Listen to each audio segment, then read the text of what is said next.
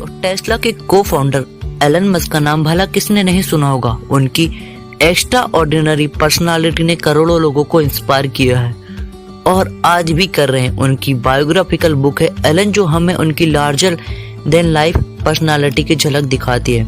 इस बुक के थ्रू हम उनकी लाइफ के स्ट्रगल, अचीवमेंट और गोल्स के बारे में जानने का मौका मिलेगा। ये बुक काफी इंस्पिरेशनल है, खासकर उन लोगों के लिए जो कभी हार नहीं मानते। चलिए आगे बढ़ते हैं और देखते हैं इस बुक के में हम क्या सीखेंगे। एक जीनियस बच्चा जिसका बचपन बड़े स्ट्रगल में गुजरा, जो बचपन से ही रॉकेट बनाने का सपना देखता था और इसी सपने को पूरा करने के लिए वो साउथ अफ्रीका से यूनाइटेड स्टेट आया। एलन मस्क वो जीनियस था जो न सिर्फ टेक्नोलॉजिकल इनोवेशन का एक्सपर्ट था, बल्कि उसे इस दुनिया को बचाने की भी उतनी परवाह थी। इसलिए तो उसके मास्टरमाइंड में इलेक्ट्रिक कार और स्पेसशिप बनाने का आइडिया आया।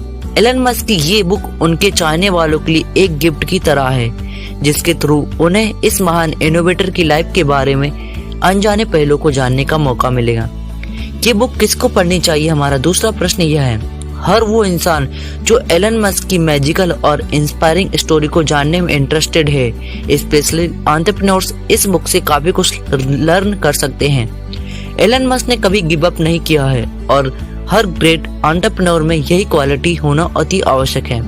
इस बुक के ऑथर कौन है, हमारा तीसरा क्वेश्चन है। राइटर एलसी वॉस ने एलन मस्क की biography Elon Musk, Tesla, SpaceX and quest for a fantastic future लिखी है।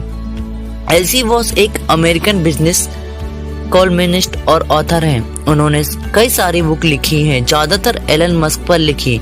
उनकी बायोपिक सबसे ज्यादा पॉपुलर बुक्स में से एक है। 2015 में उन्होंने ब्लूमबर्ग के एक video series hello world writer और होस्ट करनी शुरू कर दी थी।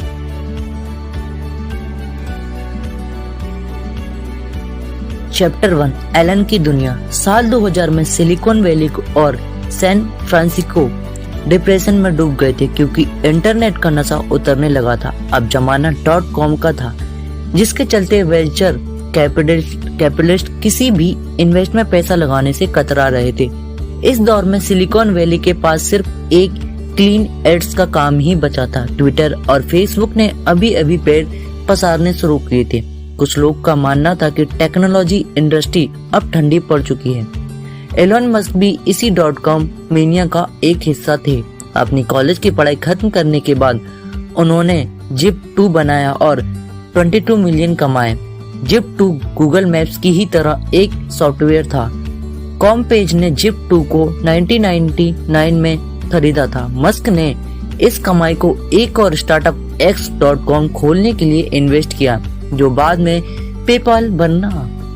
फिर जब 2002 में eBay ने पेपाल खरीदा तो मस्क पहले से ज्यादा अमीर हो गए। मस्क सिलिकॉन वैली के बजाय लॉस एंजल्स में रहने के लिए चले गए, जहां पर उन्होंने टेस्ला, स्पेस एक्स और सोलर सिटी बनाई। उनकी कंपनीज इलेक्ट्रिक कार्स, एरोस्पेस और सोलर इंडस्ट्रीज में लीड करती हैं। रॉकेट, इलेक्ट्रिक कार और सोलर पैनल बनाकर मस्क ने फ्यूचर को बदल रखा था। एलन की दुनिया में रियलिटी और साइंस फिक्शन मिलकर एक हो गए। एलन मस्क बाकी टेक्नोलॉजी मिलियनर से हटकर हैं। उनकी सोच विश्वव्यापी है। मस्क कहते हैं, अगर हम कभी ना खत्म होने वाली एनर्जी का हल ढूंढ लें और मल्टी प्लानिटरी स्पीसीज बनाने की राह की तरक्की कर लें, तो ये वाकई में बहुत बढ़िया बात होगी।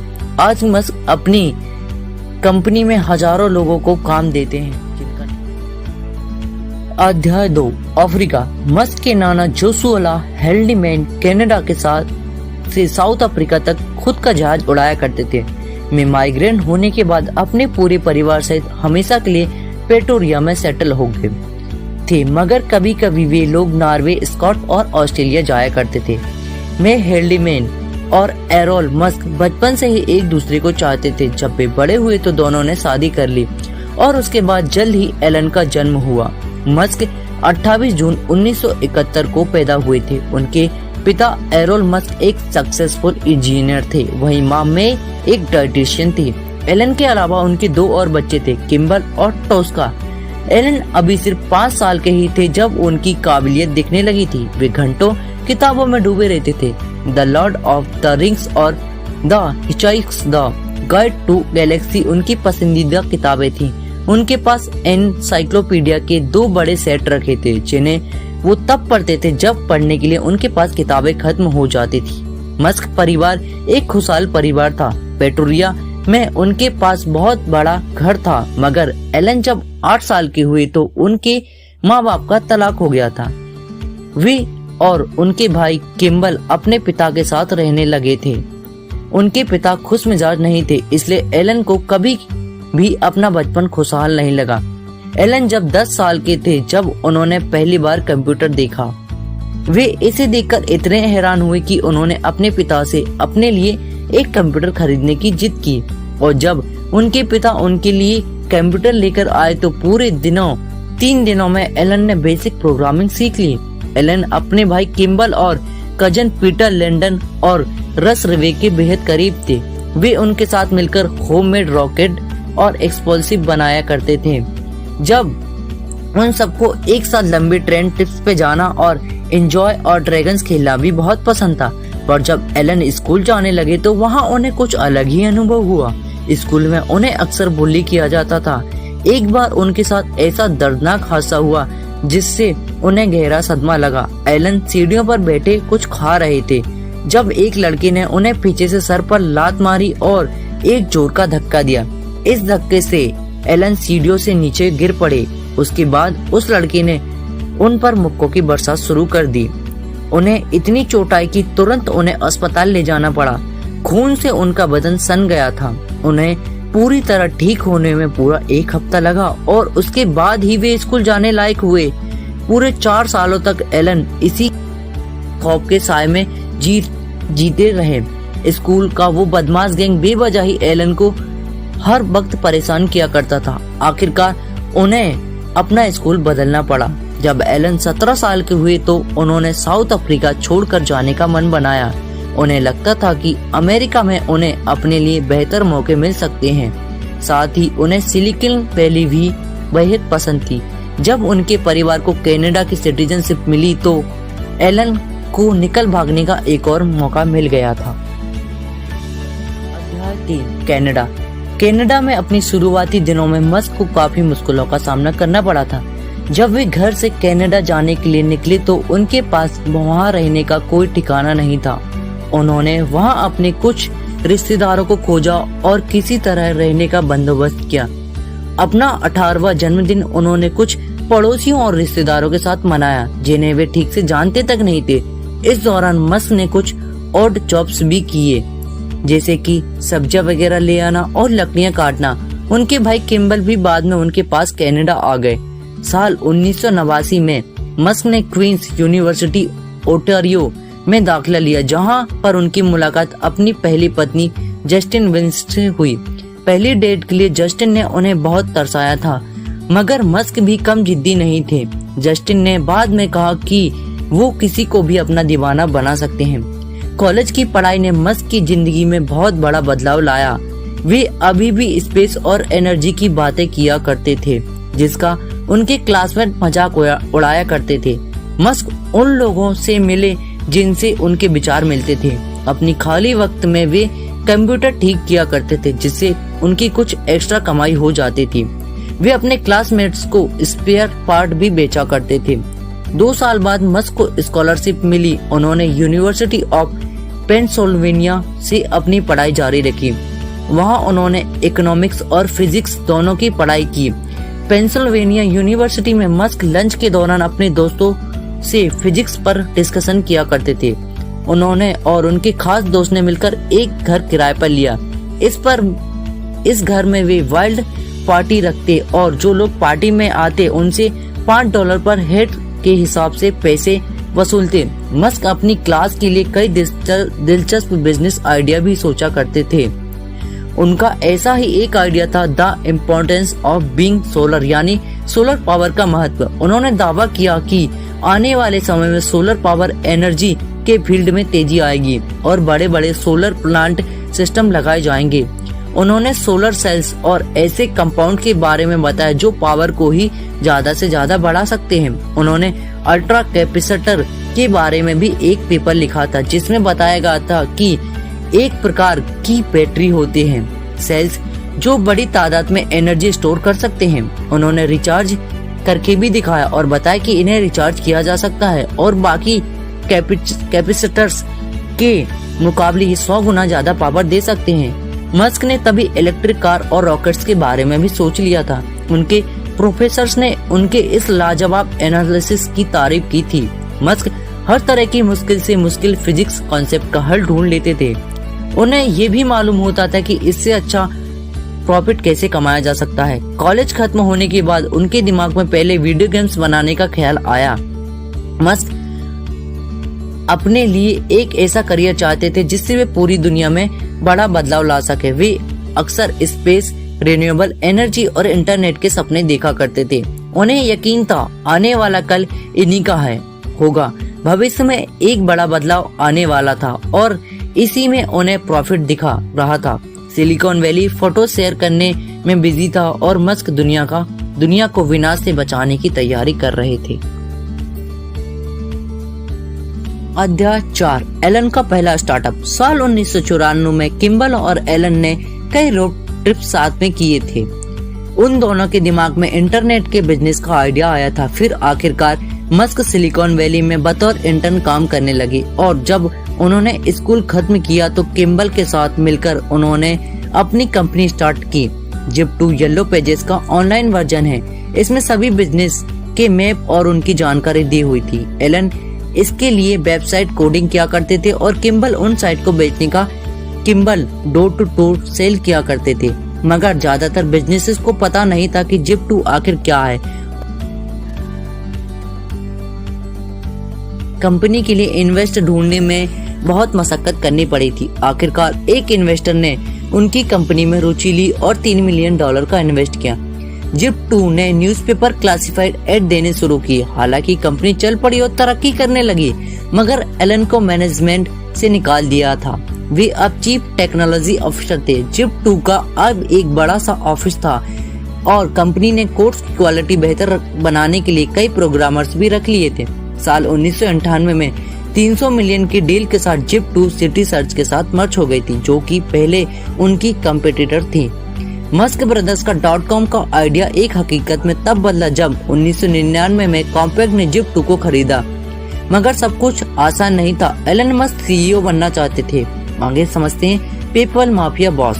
एक दशक बाद मस्क कैनेडियन बैकपैकर से एक मल्टी मिलियनियर बन गए चुके थे। वो सिर्फ 27 साल में वे कुल मिलाकर $22 मिलियन के मालिक थे। उनके पास अब एक बड़ा सा अपार्टमेंट, एक प्लेन और स्पोर्ट्स कार थी। मस्क अपनी मैक्लारन F1 में सिलिकॉन वैली के चक्कर काटा करते थे। जब वे इंटर्न कर रहे थे उनके दिमाग में एक इंटरनेट बैंकिंग का ख्याल आया। उन्होंने इस बारे में अपने सीनियर के साथ डिस्कशन किया, मगर उन्हें ये आइडिया जमा नहीं। 1990 का वक्त था। लोग उन दिनों ऑनलाइन किताबें खरीदने से कतराते थे क्योंकि कोई भी अपना क्रेडिट कार्ड नंबर इंटरनेट पर नहीं देना चाहता था। मस्क फिर भी अपने ऑनलाइन बैंक के आइडिया पर डटे रहे। अपने इस नए प्रोजेक्ट पर उन्होंने $12 मिलियन इन्वेस्ट किए। उन्होंने इस ऑनलाइन बैंकिंग साइट का नाम X.com रखा। उनके एक को फाउंडर ने कहा, यही वो खूबी है जो एलन की बाकियों को अलग करती है। वे रिस्क लेकर अपनी जिम्मेदारी पर इतनी बड़ी रकम लगा रहे हैं और इस तरह के डील का फायदा भी दे सकती है या फिर कंगाल भी कर सकते हैं। जिप2 एक साफ सुथरा सा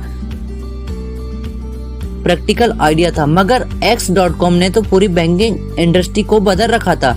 मस्क इस बिजनेस में सिर्फ अपने पैशन को लेकर उतरे थे। उन्हें लगता कि बैंकर्स का तरीका बिल्कुल गलत है और वे उनसे बेहतर कुछ कर सकते हैं। मस्क ने जिप2 को एक फायदेमंद इन्वेस्ट के रूप में कैपिटलिस्ट के सामने पेश किया। लोगों को इसके बारे में यकीन दिलाने के लिए उन्होंने पावरफुल स्पीच दी और इंजीनियर्स को अपने साथ काम करने के लिए एनकरेज किया। X.com अब जायज रूप से फाइनेंस सर्विस कंपनी बन गई थी। इसमें banking licence, mutual fund licence और FDI इंश्योरेंस जैसी सुविधाएं मौजूद थी। नवंबर 1999 में साइट इंटरनेट पर लाइव हुई। मस्क उस दिन अपने ऑफिस में पूरे 48 घंटे रहे क्योंकि वे चीजों को अपने सामने स्मूथली चलते हुए देखना चाहते थे। एलन X.com ने अब एक क्रांतिकारी पेमेंट इजाद किया जिसे पेपॉल नाम दिया गया। इसमें किसी को पैसे भेजने के लिए सिर्फ उसका ईमेल एड्रेस ही काफी हुआ करता था। कुछ महीनों के अंदर ही पेपैल को अनेकों क्लाइंट मिल गए। पैसे के लेन देन का ये बड़ा आसान तरीका था, जबकि बैंक्स इसी प्रोसेस में कई दिन लगा देते थे। मार्च 2000 में X.com अपने कॉम्पिटिटर कॉन्फिटी के साथ मर्ज हो गया। मस्क के पास अभी भी कंपनी के ज्यादातर शेयर थे और कंपनी का नाम भी नहीं बदला था, मगर फिर X.com और कॉन्फिट की अनबन होने लगी, जिसकी वजह थी दोनों का अलग कल्चर और डिसीजन मेकिंग। एम्प्लॉयज के एक ग्रुप ने मस्क को कंपनी से बाहर निकालने की प्लानिंग बना ली थी। मस्क के बदले वे कॉन्फिनिटी के पीटर थियल को सीईओ बनाना चाहते थे। इस दौरान मस्क अपनी पत्नी जस्टिन के साथ हनीमून मना रहे थे। उन्हें जब इस बात का पता लगा तो उन्होंने कंपनी को अपनी फैसले पर दोबारा सोचने की गुजारिश की, मगर तब तक बात हाथों से निकल चुकी थी। उन्हें पता चला कि कंपनी ने अपना फैसला ले चुका है। मस्क उस कंपनी में अपनी पावर खो बैठे थे जिन्हें उन्होंने शुरू किया था। जून 2001 में X.com पेपाल के नाम से रीब्रांड की गई। कंपनी एडवाइजर के तौर पर मस्क की नौकरी सिक्योर थी। उन्होंने और पैसा इन्वेस्ट किया। अपना स्टेक बढ़ाकर वे पेपाल के सबसे बड़े स्टेक होल्डर बन गए। इस वक्त पर उनका .com का बुखार अब उतरने लगा था। बाकी टेक्नोलॉजी बेचने की जल्दबाजी में लगी थी।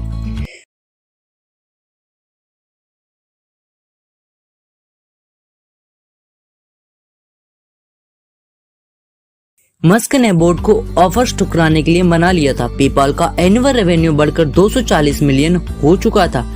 अब ये अपने पैरों पर मजबूती से खड़ी कंपनी बन चुकी थी जो अब पब्लिक हो सकती थी। और तभी 2002 में पेपाल को ईबे से 115 बिलियन का ऑफर मिला। ये एक बहुत बड़ा और शानदार ऑफर था। टैक्स काटने के बाद भी मस्क पूरे 180 मिलियन अपने पास रख सकते थे।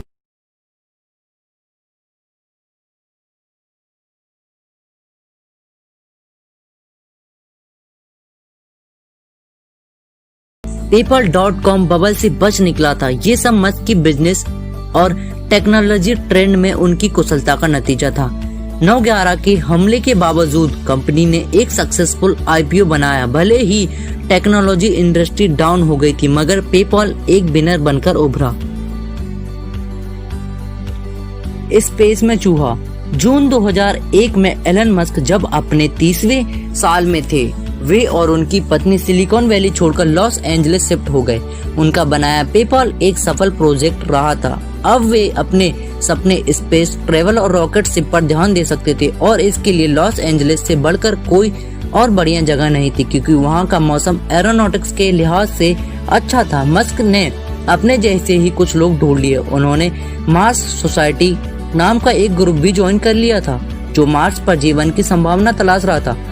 ट्रांस लाइफ नाम से इस ग्रुप का एक प्रोजेक्ट भी था। ये एक कैप्सूल के आकार का बनने वाला था जो कि अर्थ के चक्कर लगा और इसके क्रू मेंबर्स चूहे बनाने वाले मस्क ने मार्स सोसाइटी इसके प्रोजेक्ट के लिए कुछ पैसे भी दान किए थे। उन्होंने सुझाव रखा कि ट्रांस लाइफ मिशन को मार्स तक ही एक्सटेंड करना चाहिए। एक दिन मस्क नासा की वेबसाइट ब्राउज कर रहे थे।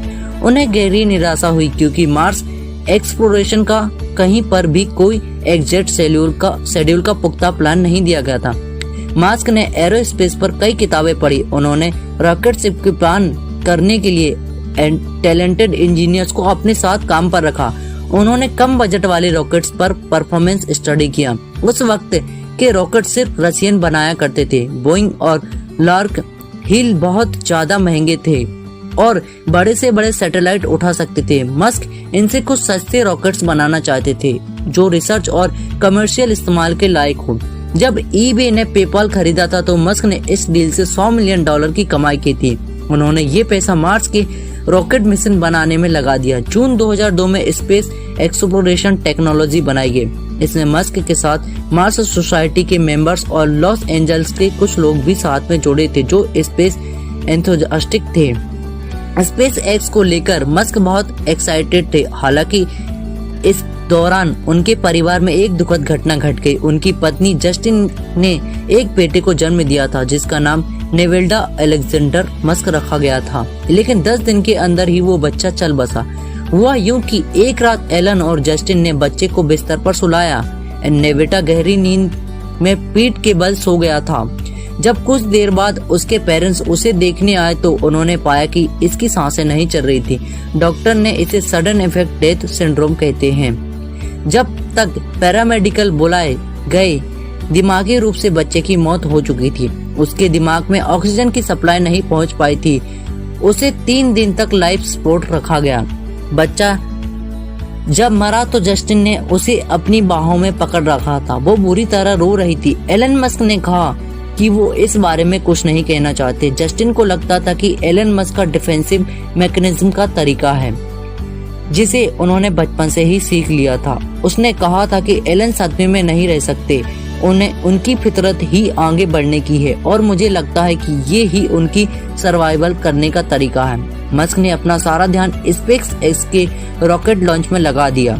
अगले 5 सालों में जस्टिन जुड़वा बच्चों को जन्म दिया और इसके बाद ट्रिपलेट्स को।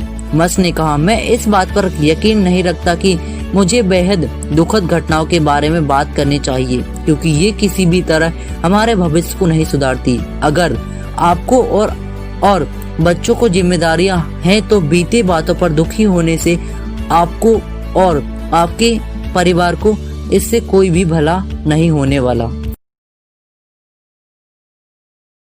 सब कुछ इलेक्ट्रिक। साल 2002 की बात थी। एक टैलेंटेड इंजीनियर जेबी एस्ट्राबेल ने पोर्स गाड़ी खरीदी। उन्होंने उसे एक इलेक्ट्रिक कार में तब्दील किया। ये वक्त था जब क्लीन टेक्नोलॉजी मूवमेंट का नामो निशान तक नहीं था। उन्होंने अपने इस प्रोडक्ट के लिए इन्वेस्टर ढूंढने शुरू किए। महीने पर महीने बीत गए, मगर हर बार एस्ट्राबेल रिजेक्ट होते रहे। आखिर में एलन मस्क से मिले। मस्क को इलेक्ट्रिक कार का आइडिया काफी बढ़िया लगा। उन्होंने खुद के बनाए बैटरी और एनर्जी स्टोर का विचार रखा। वे तुरंत ही एस्ट्राबेल को फंड देने के लिए राजी हो गए और उनकी ये पार्टनरशिप सालों तक चली। इस दौरान कई और लोग भी थे जो बिजनेस पार्टनर्स थे और इलेक्ट्रिक कार बनाना चाहते थे। इनमें से ही 2 थे, मार्टिन इबरहर्ड और नॉर्थन कैलिफोर्निया के मार्क टारपेनिंग। जुलाई 2003 उन्होंने टेस्ला मोटर्स की नींव रखी। ये कंपनी निकोलास टेस्ला के नाम पर रखी गई थी, जो इलेक्ट्रिक मोटर के इन्वेंटर थे। इबर्न और टारपेनिंग ने अपनी कंपनी लॉस एंजलिस में मस्क को ही ऑफर की थी। वे तीनों ही अमेरिका की तेल की समस्या को खत्म करना चाहते थे। मस्क तो वैसे ही हमेशा से ही क्लीन और सस्टेनेबल एनर्जी के समर्थन में थे। इस तरह टेस्ला शुरू हुआ और मस्क उसके चेयरमैन और सबसे बड़े शेयर होल्डर बने। जल्द ही जेबी एस्ट्राबेल भी उनकी कंपनी में शामिल हो गए। इस टीम को पता चला कि बड़ी बड़ी कंपनीज वाकई में अब कारें नहीं बनाती। BMW अपनी कारों के पार्ट्स बाहर बनवाते हैं, अपनी केवल लोकल मार्केटिंग, सेल्स और फाइनल असेंबली संभालती है। वे दिन अब लग चुके थे जब फोर्ड मोटर्स रॉ मटेरियल से कारें बनाया करती थी। टेस्ला मोटर्स अपने यहाँ बनने वाली हर इलेक्ट्रिक कार को ढांचे से लेकर फाइनल तक खुद ही तैयार कराना चाहते थे।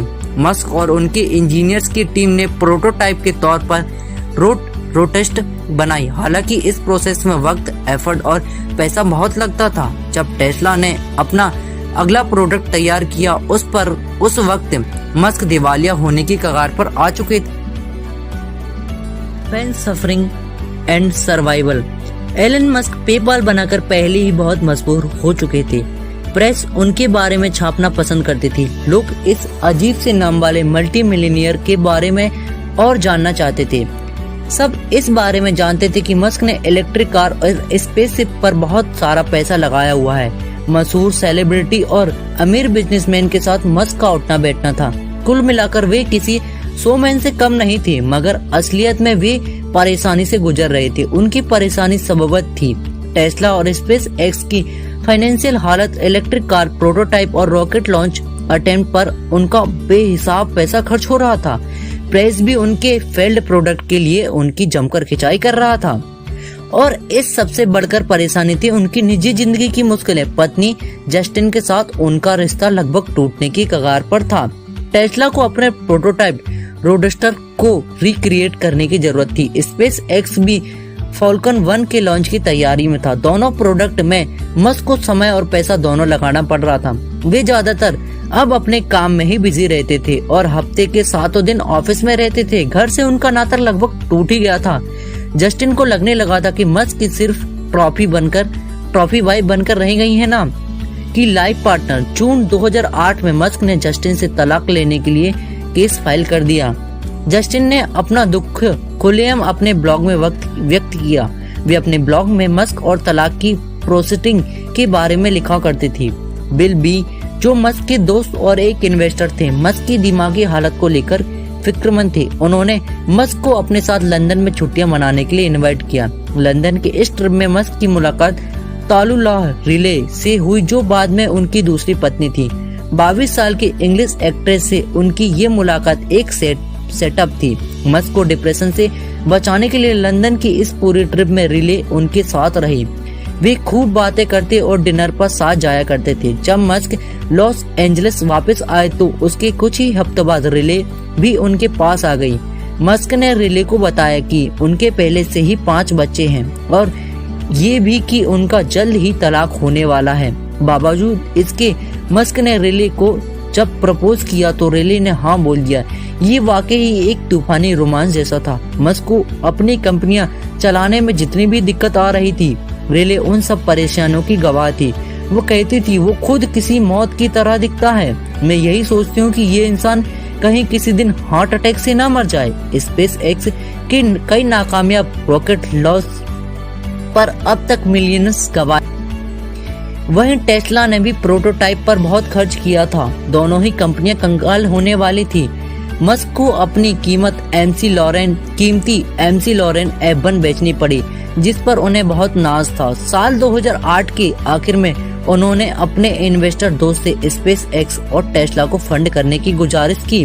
उनकी कंपनी के कुछ एम्प्लॉयज ने इस मुश्किल वक्त में उनका साथ देने के लिए पैसे की पेशकश भी की। मस्क को हर हफ्ते सैलरी देने के लिए पाई जोड़नी पड़ रही थी।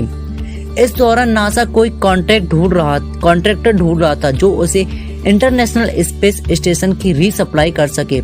मस्क ने इस कॉन्ट्रैक्ट के लिए एड़ी चोड़ी का जोड़ लगा दिया ताकि ये स्पेस एक्स को ही मिल जाए। जहां तक टेस्ला की बात थी, उन्होंने और भी फंडिंग के लिए इन्वेस्टर से बात की थी। उन्होंने अपना बचा कुचा पैसा भी इसके लिए लगा दिया था और सोलर सिटी के अपने कुछ स्टॉक्स भी बेच डाले थे। किस्मत से 23 दिसंबर 2008 में नासा ने खुलासा किया कि उसने अपने ISS प्रोजेक्ट के लिए स्पेस एक्स को चुन लिया है।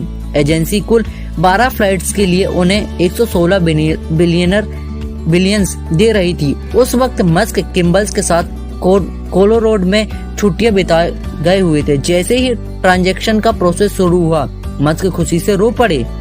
एलन मस्क खाली हाथ अमेरिका आए थे। उन्होंने अपना एक बच्चा खोया था और उनका तलाक के लिए मनोरंजन का साधन बन गया था लोगों के लिए। वे अपनी सभी कंपनियों से हाथ धोने की कगार पर थे और उनकी पूरी जिंदगी मेहनत पानी में मिलने जा रही थी। लेकिन एलन मस्क बहुत बहादुरी के साथ इस दुख भरे दौर से निकल कर बाहर आए। जैसा कि उनके एक दोस्त का कहना था जो उसके साथ 2008 में हुआ था, कोई और होता तो शायद झेल नहीं पाता, मगर एलन मस्क ने न सिर्फ इसे सहा बल्कि वे मेहनत करते रहे और अपने इरादों पर डटे रहे। Lift off. अपनी जिंदगी में इतना सब कुछ झेलने के बाद उनकी मिसाइल, जिसका नाम फ्लाइंग नाइट था, स्पेस तक पहुंचने में आखिरकार कामयाब रही। ये अलग अलग देशों और कंपनियों के लिए सैटेलाइट लेकर स्पेस में जाता था। ये रॉकेट ISS को सप्लाई भी डिलीवरी करता था। फॉल्कन 1 के बाद से ही मस्क ने परफेक्ट रॉकेट शिप बनाने में काफी पैसे खर्च किए थे। सालों तक उनके इंजीनियर्स ने कोशिश की, मगर हर बार फेल होते रहे। आज स्पेस एक्स महीने में 1 रॉकेट लॉन्च करता है। अपने लोकल और इंटरनेशनल कॉम्पिटिटर्स को पछाड़कर ये मैदान में डटा हुआ है। बाकी कंपनीज बाहर से मंगाए गए सप्लाईज पर निर्भर रहती हैं, लेकिन स्पेस एक्स पूरा रॉकेट खुद ही तैयार करता है। इसके अलावा एरोनॉटिक्स इंडस्ट्री में उनकी रॉकेट कीमत भी काफी कम है। मस्क और उनके इंजीनियर्स की टीम हमेशा ही स्पेस एक्स को एक और बेहतर बनाने के लिए नए तरीके तलाश में रहते थे। उनके बनाए रॉकेट रीअसेंबल हैं, वे धरती पर लौट सकते हैं। इंजीनियर्स ने उन्हें ऐसा बनाया कि वे खुद ब खुद वापस लॉन्च पैड पर लौट आते हैं। स्पेस एक्स इतना सक्सेसफुल इसलिए है क्योंकि मस्क बहुत मेहनत करते हैं और छोटी से छोटी चीज पर भी उनका पूरा ध्यान रहता है। मस्क का सबसे बड़ा ख्याल है कि वे स्पेस फ्लाइट्स को भी सस्ता बनाना और प्रैक्टिकल बना सकें। अगर हमारे पास पर्याप्त रॉकेट सप्लाई हो तो शायद भविष्य में मार्स पर कॉलोनी बनाई जा सके। बाकी की एरोनॉटिक्स इंडस्ट्री स्पेस को बोरिंग बनाती है, लेकिन स्पेस एक्स अपने रॉकेट और स्पेसशिप को मॉडर्न बनाने के लिए लगातार कोशिश में लगी हुई थी। एलन मस्क साइंस फिक्शन को हकीकत में तब्दील करने की नई नई कोशिशों में जुटे हुए थे। Next chapter.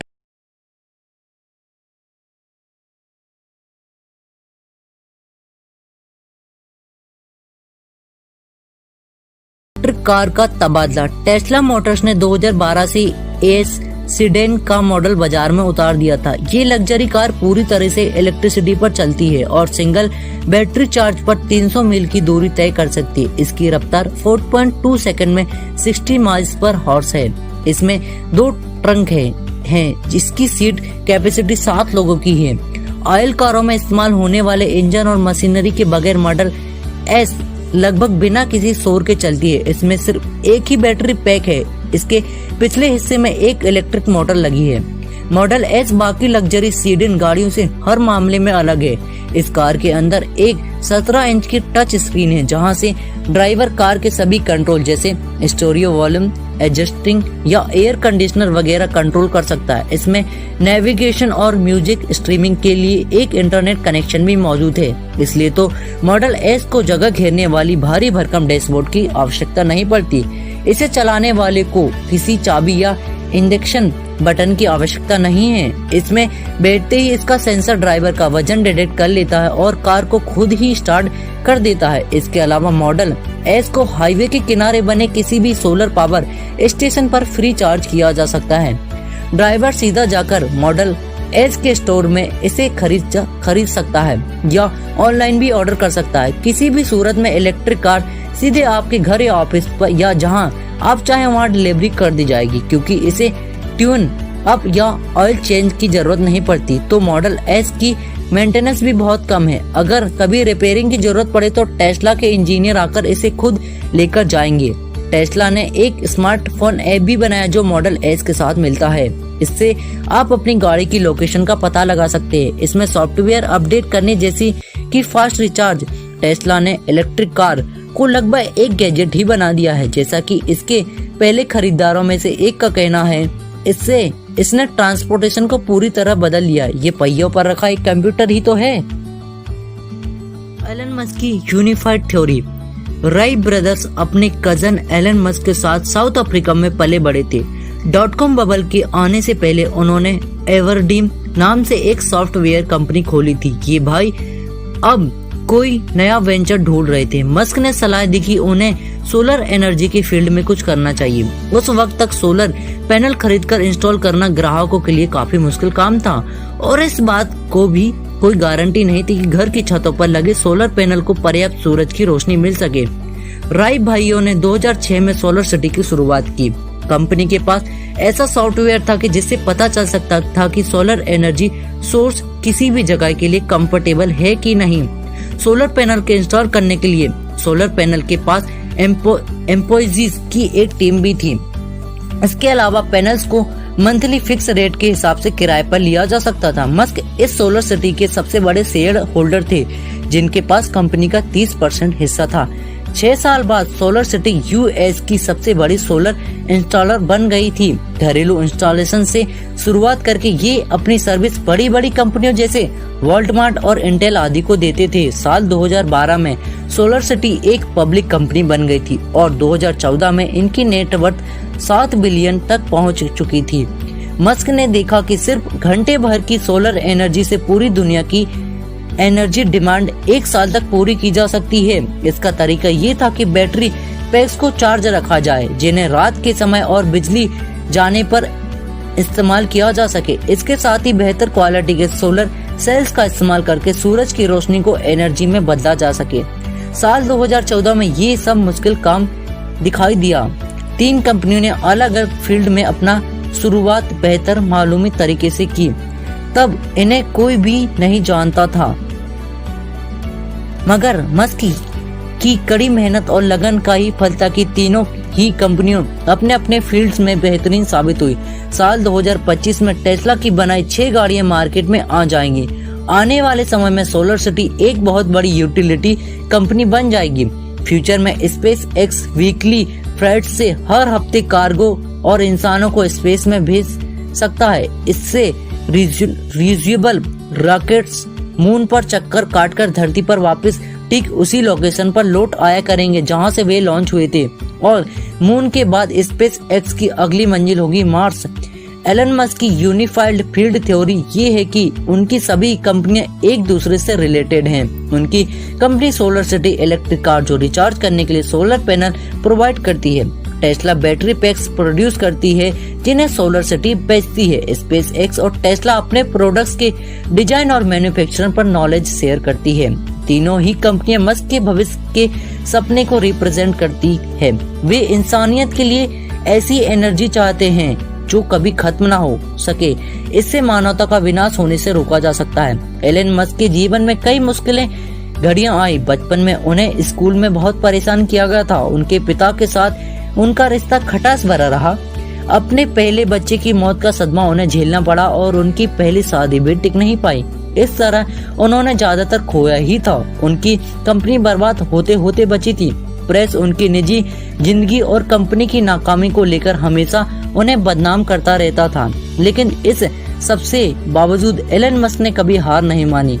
वे अपने रास्ते पर चलते रहे और अपने सपने को पूरा करने की कोशिश में लगे रहे। मस्क वीकेंड्स पर कभी भी काम करते थे और यही वे अपने एम्प्लॉयज से भी चाहते थे। एक ऐसा वक्त भी आया था जब वे तलाक के बाद जस्टिन के साथ साउथ अफ्रीका घूमने गए।